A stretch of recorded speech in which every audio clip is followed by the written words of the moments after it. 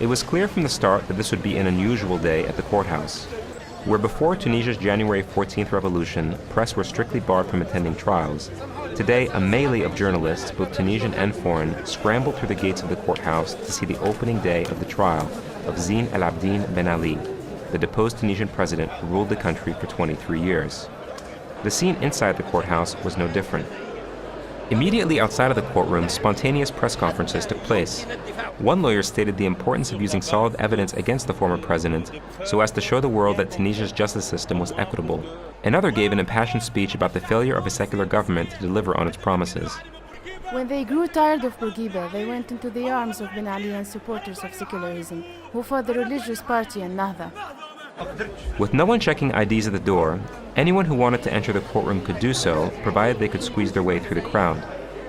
Where before, anyone who dared interrupt the trial could expect to be taken into custody for questioning, or worse, today angry citizens, some of whose relatives were killed by state security during the revolution, streamed into the courtroom to state their case. Activist lawyers, some of whom had been repressed under the previous regime, shouted their opinions while cameras recorded them. The problem lies in what's behind Ben Ali, the people who are still working behind the scenes. Former Tunisian President Ben Ali was not present at the trial. Having fled to Saudi Arabia after being deposed, he was tried in absentia. Ben Ali's team consisted of 5 self-appointed lawyers who volunteered to provide his defense. Akram Azuri, Ben Ali's Lebanese lawyer, was not given permission to attend as Tunisian law forbids a foreign lawyer from representing a Tunisian citizen. And what did the Tunisian public think of the day's proceedings? This trial is a piece of theater created by the Queen and the Prime Minister. Did they get anything from Ben Ali's assets? Did they manage to extradite him?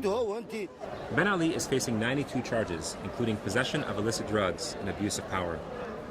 Inside of the courtroom, the prosecutors claimed that Ben Ali had mixed his own personal funds with that of the state.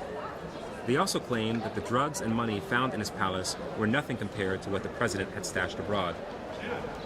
The defense, on the other hand, claimed that the whole trial was completely unfair, as no real effort had been made to bring Ben Ali back to the country to face the trials in person. Reporting from the High Court of First Instance in Tunis, Tunisia, Nabil Laouji for Tunisia Live.